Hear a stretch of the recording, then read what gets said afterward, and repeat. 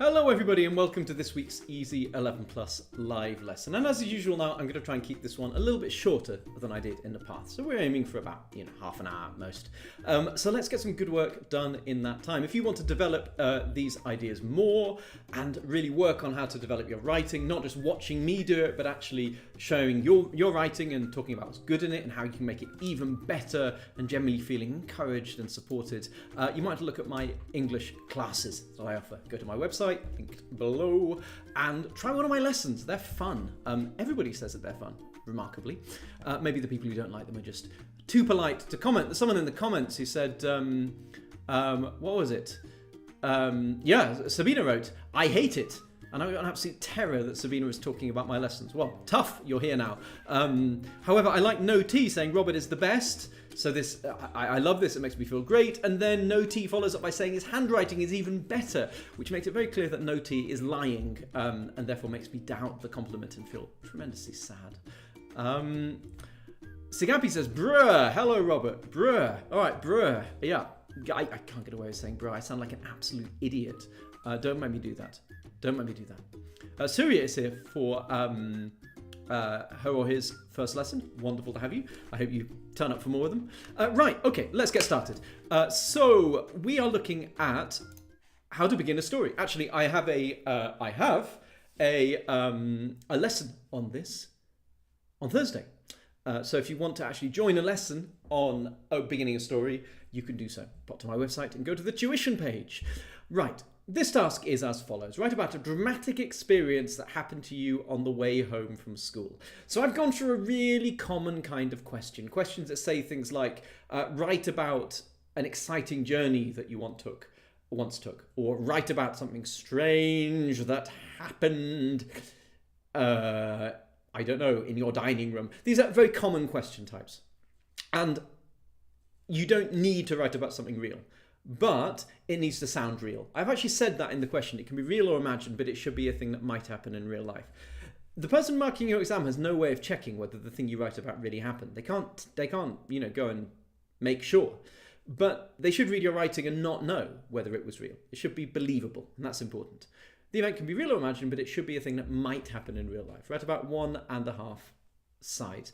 By real life, I mean a world that doesn't contain magic or aliens or, mafia shootouts. Now, you might say the world does contain mafia shootouts and aliens might be real, but it needs to be something that feels like a story from the real world as we know it and as would be likely to be experienced by a 9 or 10-year-old walking back from school. Something that quite plausibly could happen at some point in your life. That's what you're aiming for. And we're just focusing on how you begin first sentences, because this is in many ways the hardest thing to get right, starting well. There are plenty of people who are great writers, have great ideas, but they write really boring story beginnings that make you think, oh, it's just going to be dull. And so when it starts to get interesting, you barely notice until it's too late and it can affect their marks. Or they start in a way that doesn't get to the point, and they kind of talk around the topic. And then by the time they actually get on to actually, talking about the thing that happened on the way home from school, we're already halfway through their answer. And so the marker goes, well, they're not answering the question. And then there's barely any time to actually answer the question. You need to get right in there and start talking about the thing at hand from the very beginning without wasting any time building up to it, introducing or anything like that. What you ideally want to do is set the scene while also getting into the heart of the story. Setting the scene, what does that mean? It means establishing a bit of a sense of what's round about, a bit of atmosphere, so a bit of mood, and giving a sense of the character, the main character. And the main character is going to be I here, because this says write about an experience that happened to you. So it wouldn't make sense to say, Robert was walking back from school when, because that isn't me. That's some other character called Robert. So it needs to be I and me. It needs to be in the first person. That's an important thing for you to notice in this question.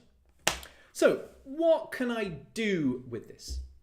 So let's say that my story was going to be about something that, let's say I was walking home from school and something happens with the traffic. Maybe there is a car accident that happened near to me. That's a believable thing, but also definitely dramatic. So it would meet the criteria, and it also gives me a lot to write about. A car accident is going to involve noises. It's going to involve things that happen quickly. It's going to involve stuff that happens and how I react to it. There's loads of chance to develop my character as a narrator because I am going to respond to this instinctively, and that's going to show things about who I am. So there are all kinds of things that I can do with this. So let's imagine for my first sentence that this is going to be something to do with traffic. Now, if I'm in a really kind of dramatic mood, maybe that adds to the drama, maybe it takes away. I don't know, what would that mean? Maybe I'm really cheery and chirpy and that contrasts with what happens. Maybe I'm in a grim, dreary mood and then the accident jolts me out of that. I quite like the latter. It's an interesting contrast. So I'm walking home from, and this is the kind of thing you need to do, by the way. You'll notice that I'm going to be asking a lot of questions of myself. That's how you write. I say this a lot. The key to writing well is asking yourself questions and then finding interesting answers to them. You obviously don't write down the questions. So I'm walking home from school. I've decided I'm in a grumpy mood. What's something that someone might do when they are in a grumpy mood? I reckon they kick at something on the ground. It's a common thing people do. So they can swish at something with their foot to take out their frustration. Now, if this is a really smart, posh neighbourhood, maybe there are just leaves on the ground because there wouldn't be any litter. Or if there is litter, maybe it's a Waitrose bag or something. If this is a more kind of, slightly sort of earthy, slightly grimier neighbourhood, maybe it's a beer can that's been ditched on the ground because that tells us that someone was drinking in the street, which would absolutely not happen on High Street Kensington, darlings. So we need to decide what kind of thing we're conveying. And details like this, is it a beer can, is it a Waitrose bag, already start to create a sense of setting. So let's go with the beer can. And let's just start with an action. So we're right into things happening. So I kicked. I didn't kick happily. I kicked. What's a word to say in a sort of depressed way? Nice word. Maybe you don't know it, but you will in a second. I kicked disconsolately. That's a really nice word that you can use, disconsolately. It means in a sad, grumpy mood. I kicked disconsolately, because my handwriting is so difficult. Look up the spelling of the word. I kicked disconsolately at an empty beer can.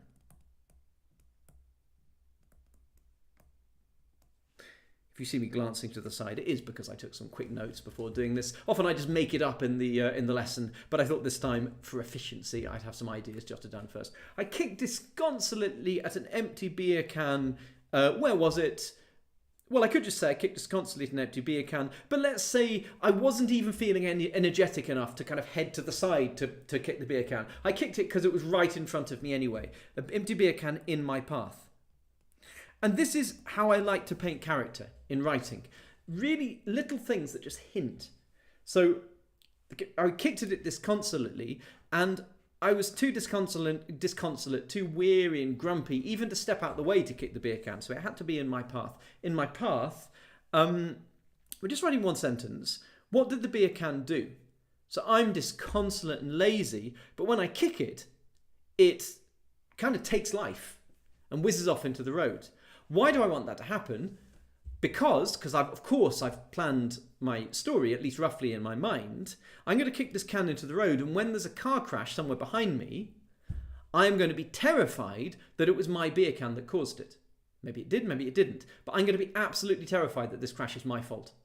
I kicked disconsolately at an empty beer can in my path, and so it's going to go much further than I wanted it to. I didn't want this beer can to go into the road, but it does. And it sped away. It sped away. That S-P-E-D. It isn't squiggle, honestly. And it sped away towards the road.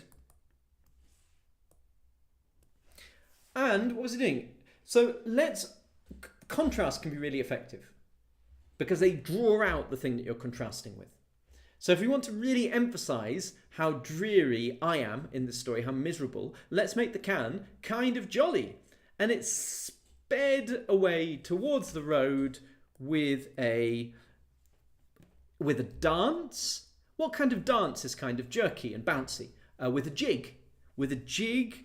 But what kind of sound is this beer can making? Let's give a strong sound picture for the reader. With a rattling jig.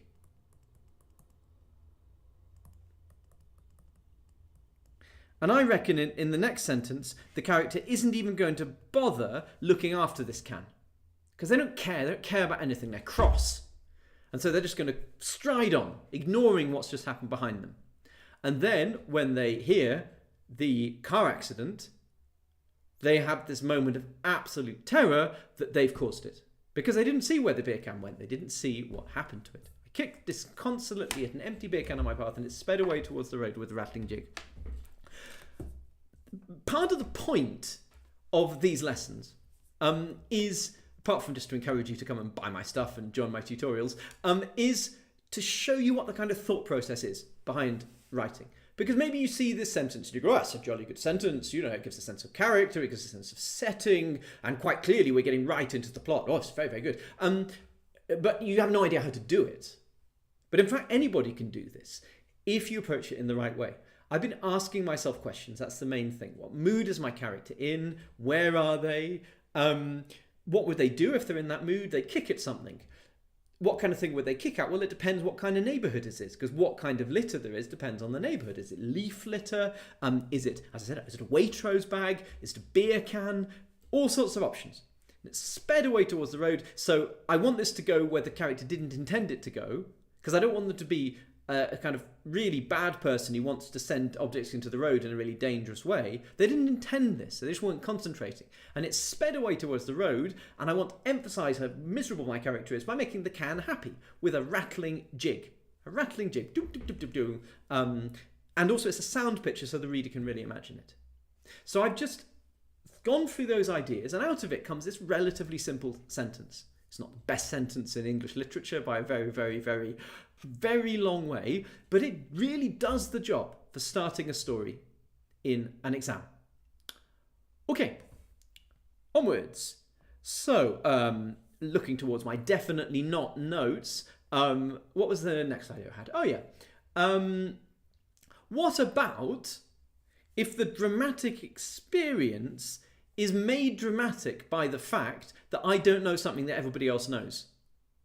So let's say that something has just happened on my way home from school that's all over the news, but I don't know about it. Why does everybody else know about it? Because they've all got notifications and all that kind of stuff, but I haven't.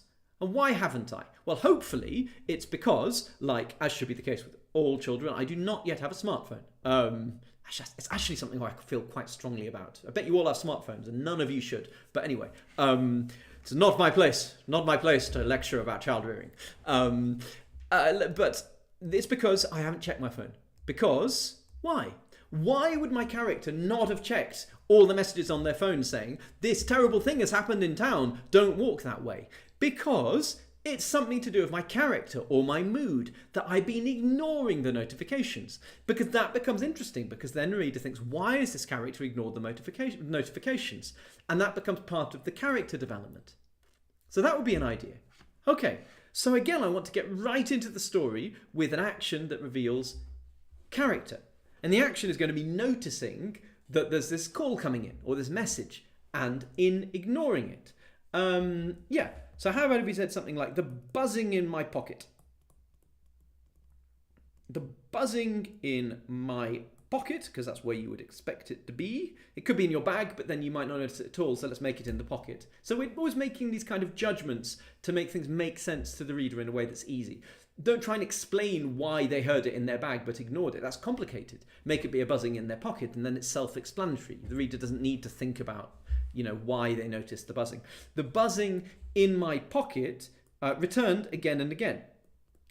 Why have I said returned again and again? Because I want to create a picture of this character. That's a U-R-N, sorry. Yeah, it's supposed to be. Somebody complimented my handwriting earlier. If you want to understand how I knew that was a lie, you know by now. The buzzing in my pocket returned again and again, but of course I didn't do anything about it because I was like that. Returned again and again, Let's really convey what kind of buzzing was it? Was it kind of buzz, buzz, buzz? No, it's really insistent, kind of buzz, buzz, buzz, buzz, buzz. It's really annoying. It's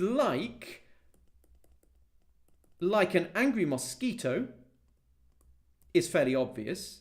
I'm not doing something unusual here. But let's say trapped in a jar, and now it has a kind of echoiness. Even more annoying.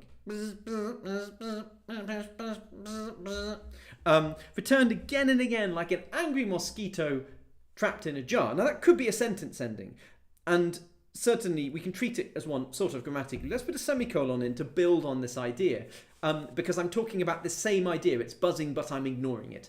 Trapped in a jar. And we really want to build the sense of a person who is really determined not to deal with this. Why? Maybe it's because they feel disconsolate, like in the first answer. Maybe it's because they're really jolly and they don't want an annoying phone conversation with their parents, maybe, to spoil their good mood. We don't know. And that's kind of interesting, because that means the reader is asking themselves that question, and then as this paragraph goes on, you will reveal it to the reader through the way that you describe things. So it's interesting, but it doesn't answer everything. And that's a very good way to begin. In my pocket returned again and again like an angry mosquito trapped in the jar, and I'm really emphasizing how the character doesn't want to deal with it. And the more it buzzed... Notice a very simple language that I'm using here. And the more it buzzed, the more I ignored it. Now, this is, of course, not the best English in a strict way, because you can't ignore something more. You're either ignoring it or you aren't. So it's a bit rhetorical. The more it buzzed, the more I ignored it. It's supposed to sound a little bit comical. You're already ignoring it. How do you ignore it even more? It suggests that I'm making a real effort not to think about this buzzing. Because I've said something that isn't quite right, that kind of draws the reader's attention to it. Be careful with this kind of thing. It can look like you're just making a mistake. But here I think the parallelism of more and more, that says more, not move, honestly, I think it makes that relatively clear. The more it buzzed, the more I ignored it. The buzzing in my pocket returned again and again like an angry mosquito trapped in a bar, and the more it buzzed, the more I ignored it. This has got some character painting, but it isn't closing things off. The sentence A tells us quite a lot about the character. It tells us about their mood, tells us about the kind of way that they deal with their mood through anger. We've got quite a lot of character clues. This one gives us an idea about their character, that they're someone who really determinedly ignores their phone, but why they do that, it doesn't give us much help with that. That's something that will be developed as the passage goes on. That could be more interesting. It's giving us the chance to discover something about this character. MS Ice asks a good question. Robert, can you use a semicolon in a list? A semicolon, is that when you take a colon and sort of chop them in half or something? A semicolon in a list, that's obviously what you mean. It's just a typo. You can, you'd normally use commas in lists. Generally, you use semicolons in lists when the things you're listing include commas themselves. So can I come up with an example? My bag was full of strange objects, colon, dot over dot. An old watch, semicolon. A book which I'd always had the intention of reading but had never got round to, semicolon. Last week's lunch, slightly rotten. Now you'll notice that the second two things there contain commas within the thing that I'm talking about. So if you were just doing a list with commas, it would be quite hard to tell where you were breaking up the list, because some items in the list contain commas. In that kind of list, it can be a very good idea to use semicolons to break it up. Otherwise, don't. If you're listing things, short things, you should almost always do it with commas, not semicolons. Semicolons are a big pause, and they're a really weird way to break up an ordinary list. I hardly ever write semicolon lists. It's only in very specific circumstances. Great question, but let's come back to what I'm doing here. Here the semicolon is going where a full stop could have gone, but it's showing that the ideas are a bit more connected than that. That's what the semicolon is doing here. Okay, sentence C. And what I'd like to do here is take the kind of opening but that people like to write, but just do it maybe, hopefully, if dare I say it, a little bit better. Lots of people like to begin passages by talking about the weather or something. I would generally advise you against doing that. It's really obvious, it's quite boring, and it doesn't get you into the story. How can we do it in a way that's maybe a little bit less boring and maybe does lead us towards the story at least a little bit? I wouldn't recommend doing this, but let's say we do it. How can we do it well? So let's begin with something really obvious. What would be the most obvious way to talk about the weather? I bet you it's this. It was a sunny day. But now we are then going to add something a little bit more interesting to kind of colour that really obvious opening. It was a sunny day, but there were clouds in the sky. Okay, a little bit better, but still a bit dull. What were the clouds doing? They weren't above my head, because then it wouldn't have been a sunny day. You could say a sunny day, but it was cloudy. I mean, it just doesn't make sense. It's just paradox. It was a sunny day, but there were clouds on the horizon. Okay, were the clouds sitting? I'm asking myself questions. Listen to me ask myself questions. This is what you need to do. It was a sunny day, the clouds on the horizon. What were they doing? Were they just sitting there? Were they fluffy? Were they kind of heavy and dark? Or were they moving? And were they moving towards me? They could be. But let's imagine that the clouds were something like a dangerous wolf, dangerous wolves. What might they be doing? Maybe they'd be pacing to and fro in a way that makes me think, wow, they're angry. What happens if they notice me? How can I do that? How would I describe that wolf? It will be maybe stalking to and fro, like it's stalking its prey. And the clouds are just at the horizon, but what happens if that changes? And this creates this idea of something dangerous in the offing that might then drop a hint that something terrible is going to happen on my journey home. Not probably a storm, because the clouds would have to come all the way from the horizon. This is, phrase I hate, it's pathetic fallacy. Pathetic fallacy. Using something like the weather and its emotions as though that tells us about the emotions of the character and of the story. Of course, it's completely unconnected. If you look up and see a dark cloud, that doesn't mean that you are angry. So it's nonsense, but it's nevertheless something that writers do and that can have an effect. It was a sunny day, but, so this is going with the wolf idea, but clouds stalked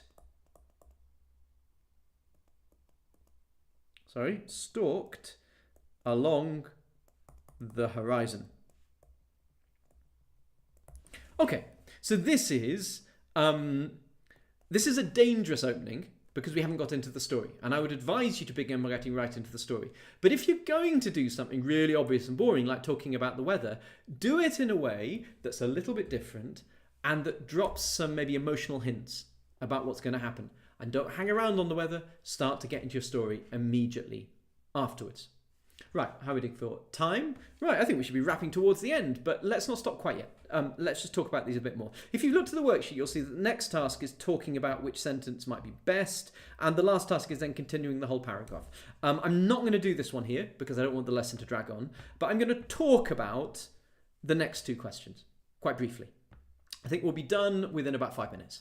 Put a tick next to the sentence above that would allow you to write the best story. Why did you choose it? And then the next one says, put a cross next to the one that would work least well. So I just want to talk about that.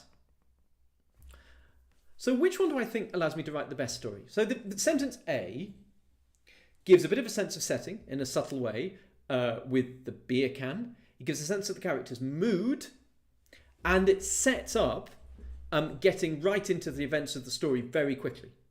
The can speeds away, then we're going to have the narrator walking on, still cross, not looking back, and then there's a noise behind them, and we're into the car accident and describing that.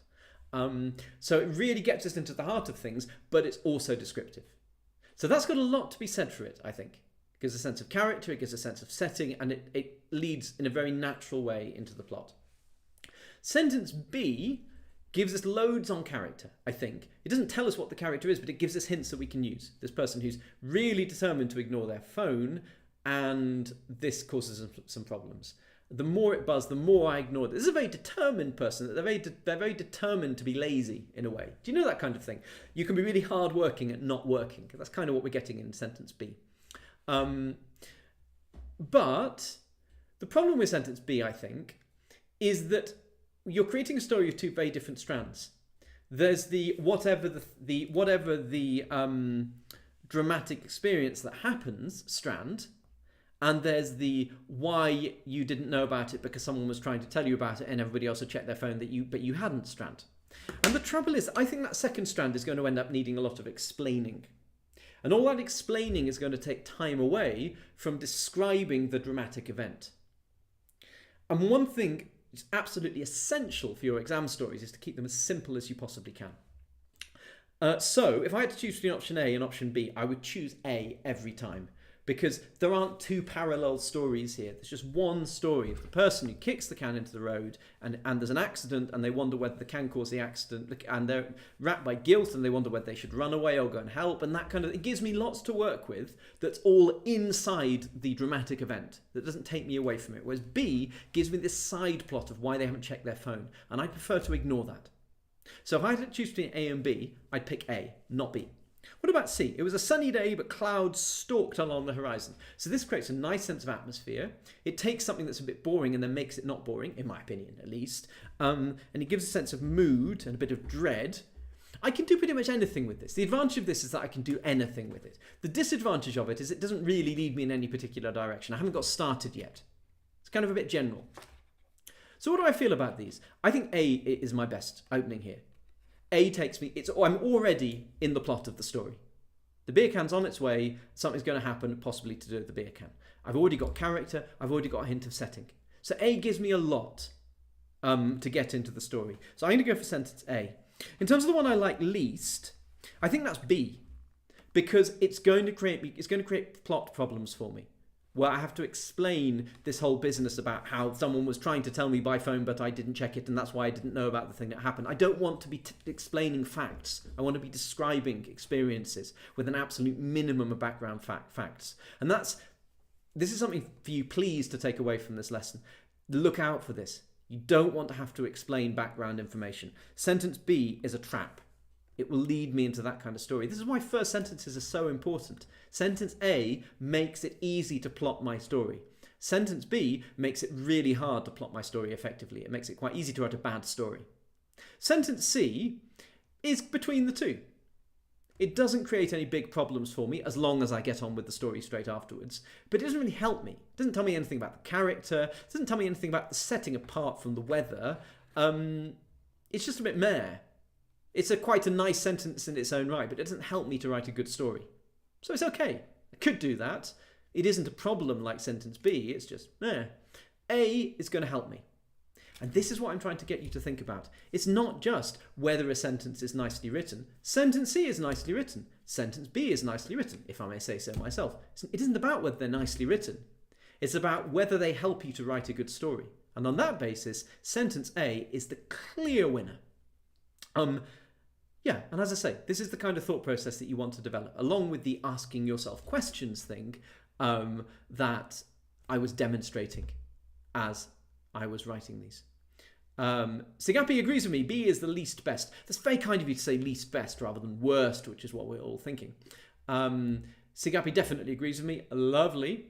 Surya's writing notes in the comments. That's insanely useful. Note 5, starting sentences influence the whole plot. Surya, I'd love to see what notes 4, 3, 2, and 1 were. That's an amazing idea. You're making the live comments actually useful. Ludicrously smart interaction. Wow. Okay, right, everybody. I'm going to call it a day there because this is one of my resolutions to keep my lessons short, to keep them to about half an hour, and I've done it.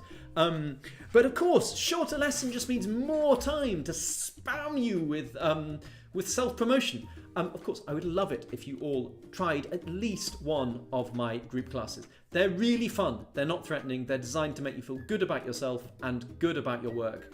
And to want to write more and to want to actually enjoy the challenge of doing good comprehension, to enjoy reading text better. They're supposed to be fun. They're about getting a group of interesting kids together and getting them to bounce ideas off each other and help each other to produce better work. It isn't about me lecturing. That's what I do here on YouTube, and that's why I do it here and not there.